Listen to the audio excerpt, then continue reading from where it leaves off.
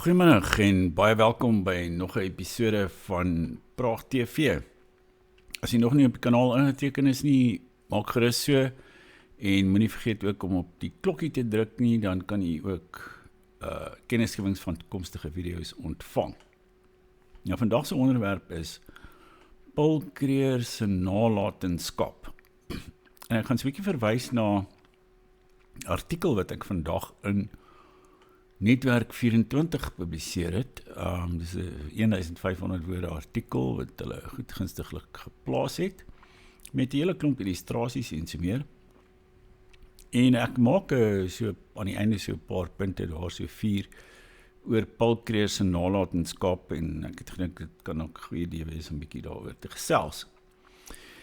En dan wil ek jy ook daaraan herinner natuurlik dat jy nog steeds as deel van ons promosie op die Paul Creer biografie deur D.W. Creer die boek teen R200 kan koop.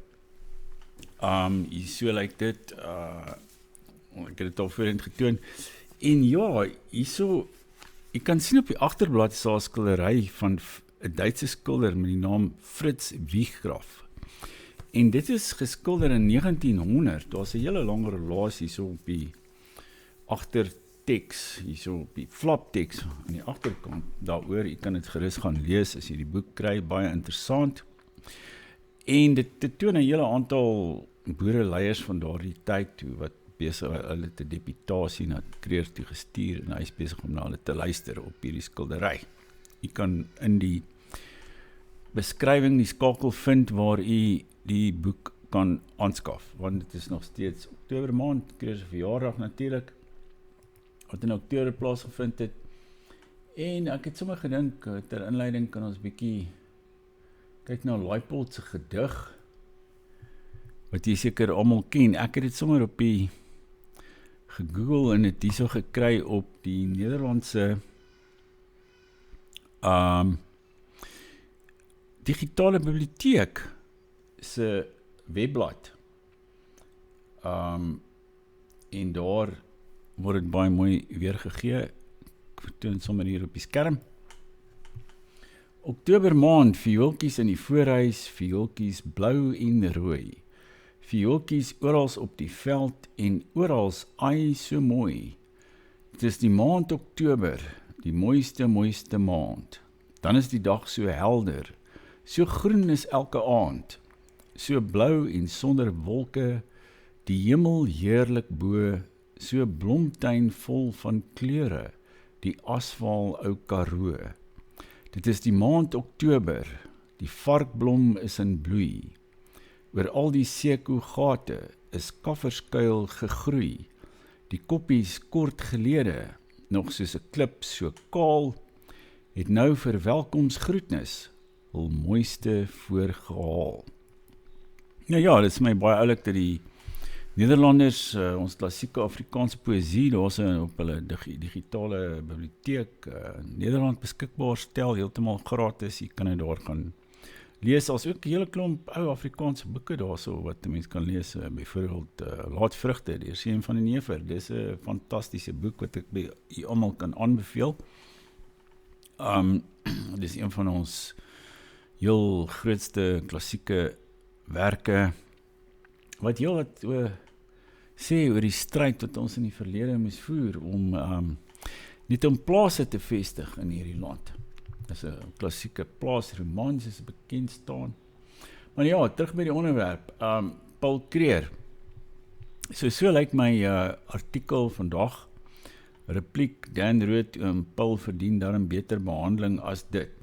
Nou, daar is tans geneigtheid, kyk wat gebeur het na 1994, is ons geskiedenis is heeltemal gesloop. En ek het dit seker al voorheen genoem, maar eintlik die oorheersende vorm van geskiedenis wat 'n mens tans in Suid-Afrika aantref, is die marxistiese geskiedenis.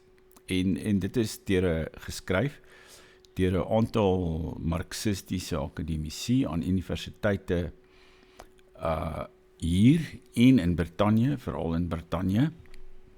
En hulle het die geskiedenis heeltemal herskryf en die Afrikaner is so half uitgeskryf uit die geskiedenis uit. Ons het nie eintlik 'n vreeslike rol gespeel nie, behalwe dat ons rassiste en fasciste was, iets van die aard. Ons het nie 'n vreeslike groot rol in die geskiedenis gespeel nie, en die swart stamme, of Silkaat, of Dingaan, of Chaka, en al hierdie mense was baie groot, baie belangriker as ons, en dis kan die wêreld maar van ons vergeet. Mense kry daai soort interpretasie van ons geskiedenis wat al hoe meer van tans, sou ek sê, oorheers. En dan, daar was iemand gewees in Netwerk 24, sekere Malherbe, wat is sy naam?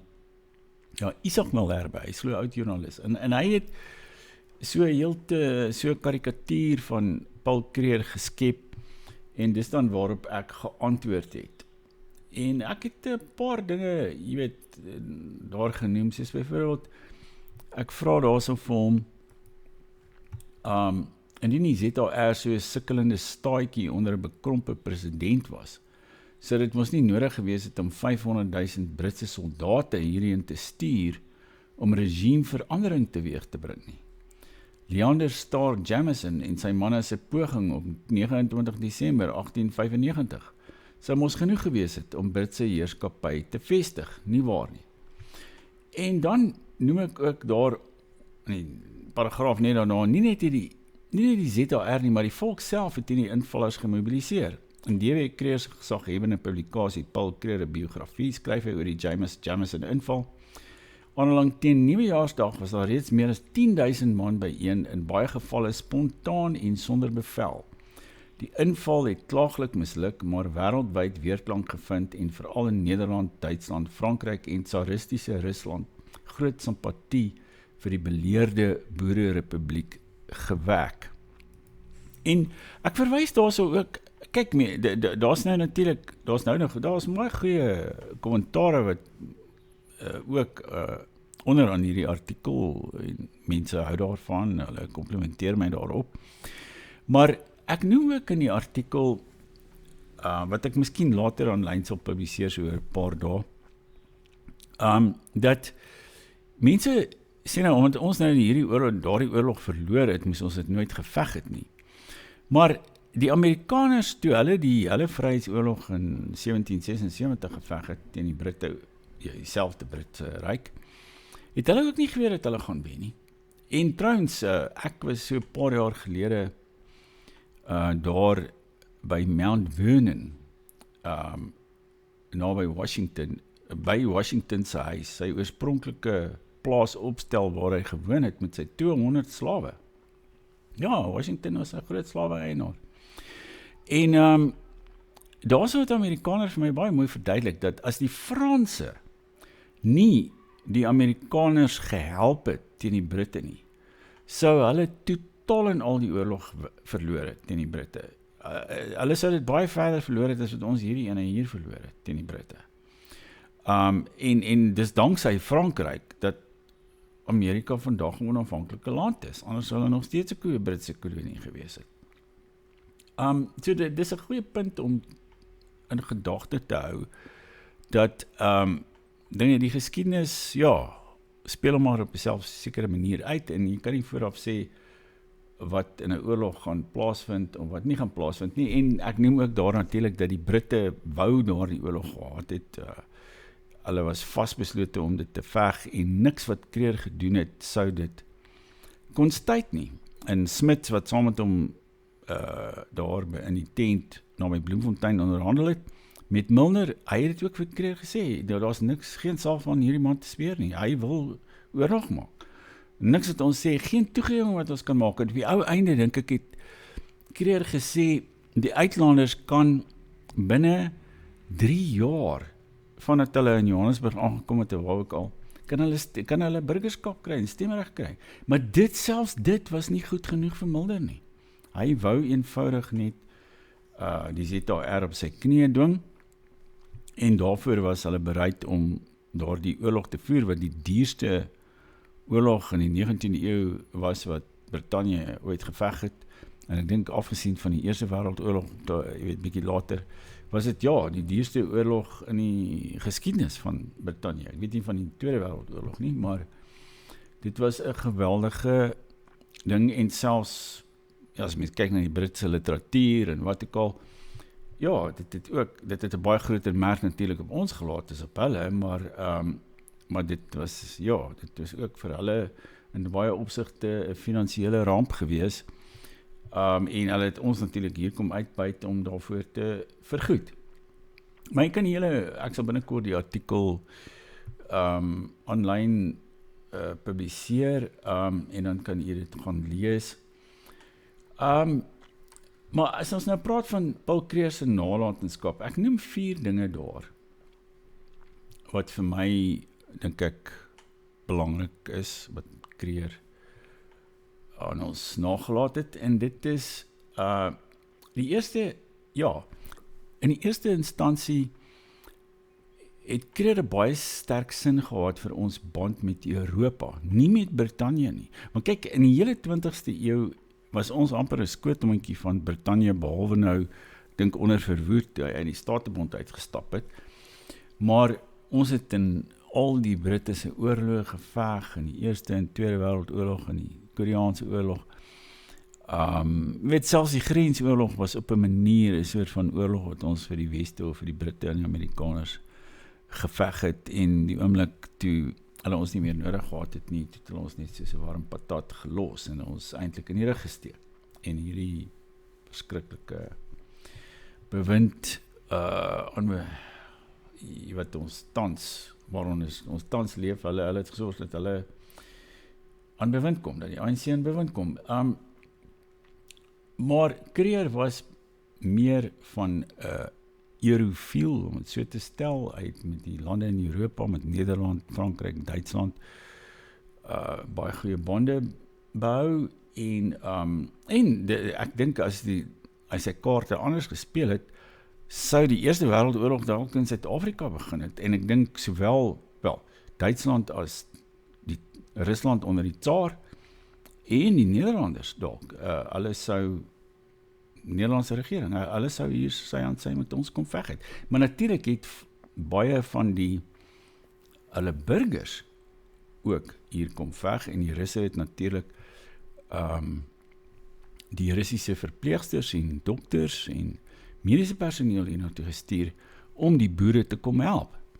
Dit was 'n baie groot ding wat hulle gedoen het.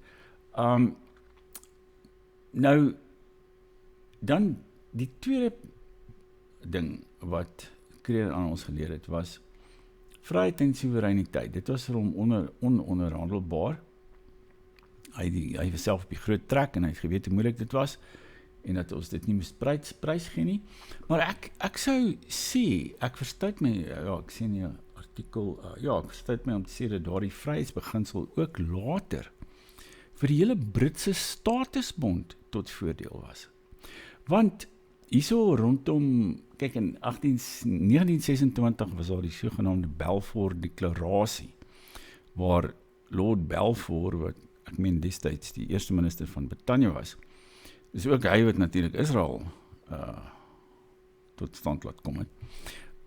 Hy het begin praat van selfregering vir die Statebondslande, en toe met die statuut van Westminster in 1931 het ons in die ander Statebondslande de selfregering ontvang. Maar sonder Hertzog, wat destyds toe eerste minister van Suid-Afrika was, wat baie klem daarop geplaas het, sou die Australië, Nieu-Seeland en Kanada en Newfoundland was destyds 'n aparte kolonie, wat nie deel van Kanada was nie, hulle het later deel van Kanada geword, sou hulle dan in Suid-Afrika, ons sou nie selfregering van die Britte ontvang het nie, as indien dit nie was dat daar van uit Suid-Afrika en met Hertzog aan die roer van sake so sterk betoog daarvoor was nie. Dus dit was 'n element wat en wat vandag nog by ons 'n rol speel, die gedagte dat ons onsself moet regeer, dat ons soewerein moet wees, dat ons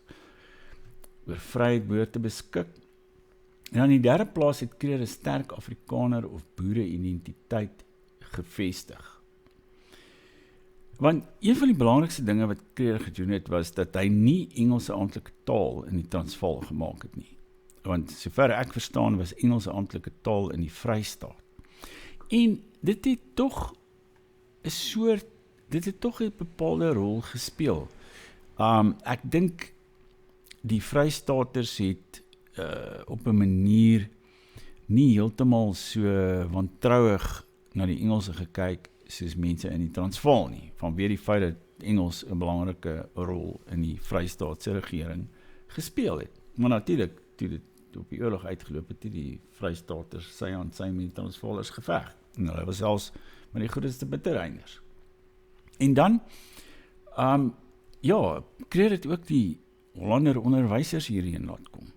En dit het Afrikaans, ironies genoeg, nie Nederlands nie, 'n geweldige opbloei laat beleef, en daar was Nederlandse skrywers soos Jochem van Bruggen en Johannes van Melle wat van ons grootste skrywers geword het, en wat eintlik die basis, die grondslag van die Afrikaanse letterkunde gelê het.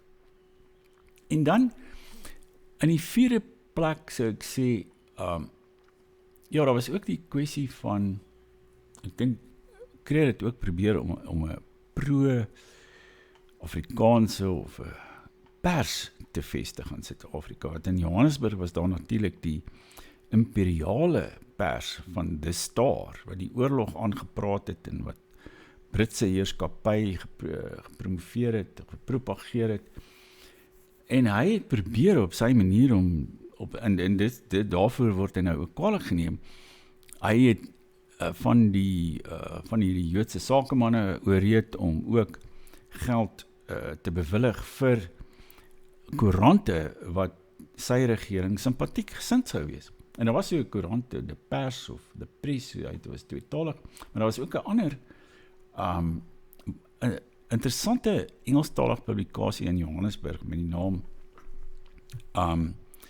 The Standard and Diggers News.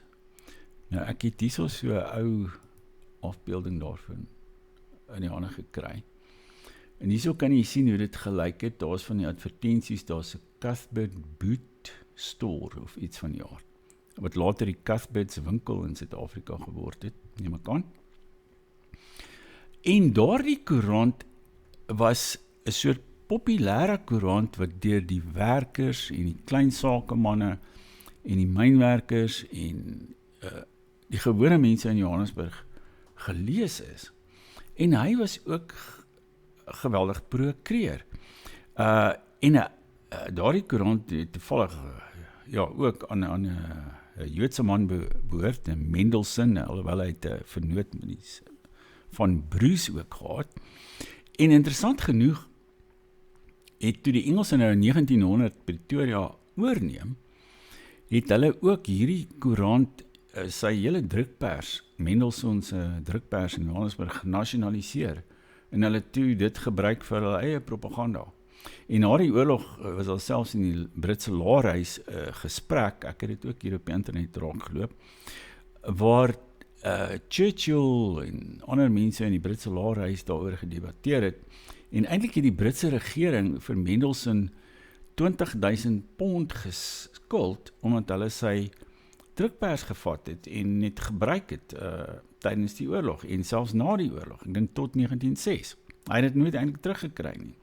Maar daarvan het ook dadels gekom, want hy was nou, die koerant was kreeg goed gesind, maar 'n klomp van die werklike geskiedenis van daai tyd verskyn in daardie koerant, en daar's 'n hele paar historiese, veral daar was iemand by die Universiteit van die Witwatersrand, Charles van Onselen, wat natuurlik baie navorsing daaroor gedoen het, en oor die 36 bordele wat daar in Johannesburg bestaan het, so kort voor die oorlog, en nog baie ander kwessies.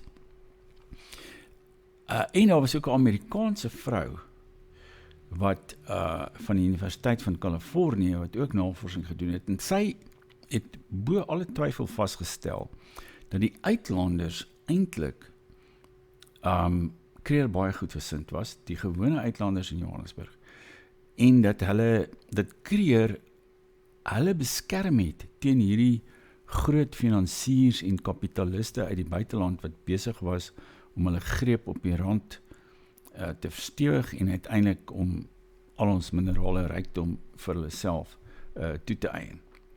Dus en al hierdie buitelanders wat aan die boere se kant geveg het, hulle het eintlik daar van Johannesburg afgekom.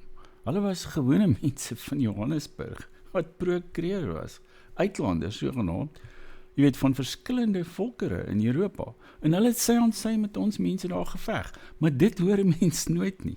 Jy hoor maar net van die ontevrede uitlanders, want die ontevrede uitlanders het in die verbeelding bestaan van hierdie propagandiste van de Star en die ander imperiale koerante, sowel in Johannesburg as natuurlik in Londen.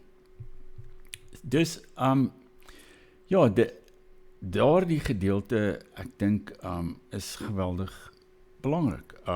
En dan, in die vierde plek, ja, het ek ook genoem in my artikel in Netwerk 24, dat Kreer het, soos die Afrikaners deur die geskiedenis, het goeie verhoudinge met swart mense nagestreef. Maar ons was nie liberaliste of marxiste nie, ons het dit op 'n bepaalde manier gedoen, waar daar weersyds respek is vir mekaar se kulture en identiteite. Ons het nooit probeer om Afrikaners van swart mense te maak nie, maar ons wil self ook nie, dink ek, Afrikaniseer nie. Ek dink dit spreek ook van self. Ons het ons eie kultuur en identiteit, ons kom van Europa af, ek het die vorige keer gepraat van Mimi Koortse, wat op my ou skool help mekaar was. Jy weet, ons het opera sangers en sangeresse en skrywers en denkers en jy weet, wetenskaplikes, medici, al sulke mense opgelewer. Dis wie ons is. Maar Kreer het goeie verhoudinge met swart mense nagestreef. Hy het baie goeie verhoudinge met 'n klomp van die Tswana hoofmanne gehad. Hy kon self vlot Tswana praat. En ek het ook gelees, ek weet nie of dit in die boek self, in die biografie is of elders nie, maar ek meen dit is in die biografie, dat hy het geld bewillig dat van die hoofmanne se seuns in die Transvaal Nederland te gaan, om daar aan 'n Nederlandse universiteit te gaan studeer. Dis die soort verhaal dat ons nou hierdie rassistiese verdrukking gepleeg het teenoor swartes in Suid-Afrika, dit is 'n totale mite wat natuurlik deur propaganda in die 20ste eeu geskep is. En dan uiteindelik dink ek wat Kreer vir ons nalaat is ook nostalgie.